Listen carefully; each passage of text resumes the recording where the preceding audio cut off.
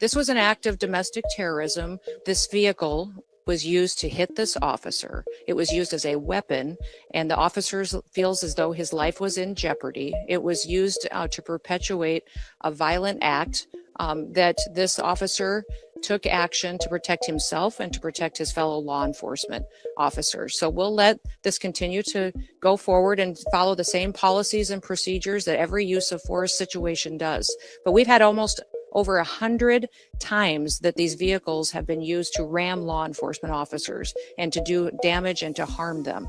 When you take an action and use a weapon to harm someone and to incite violence against them and try to cause them injury or death, then it needs to be labeled exactly what it was. Yeah, I'm not going to get specific to this officer, but he's an experienced officer that has served a number of years, and we recognize that he acted according to his training, and we have expect that all the policies and procedures of review will be exactly that he acted appropriately to protect his life and the life of his colleagues and fellow law enforcement officers that were there and people that were surrounding.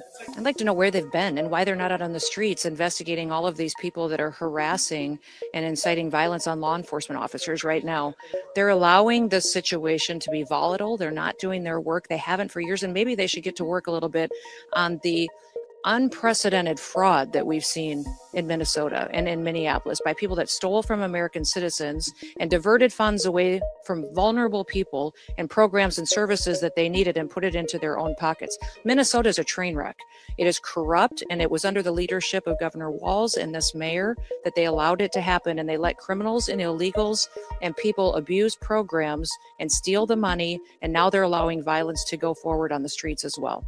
So I'd like to encourage all of you that when you see a CBP officer, an ICE officer, anyone serving in federal, state, or local who are pledging their lives and taking an oath to protect their communities and their country and the people that live there, that you thank them. Do something nice for them. Buy them lunch.